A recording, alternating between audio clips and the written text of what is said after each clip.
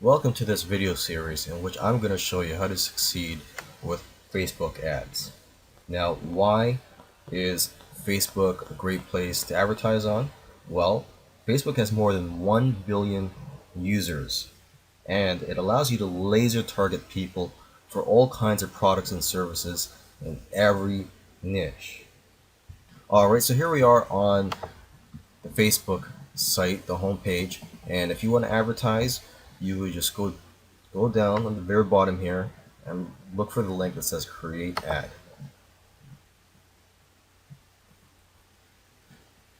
Now, before you create your ad, it's important to know what CTR is, or click-through rate, and what you should be aiming for. So that's what I'm going to be talking about in the next video.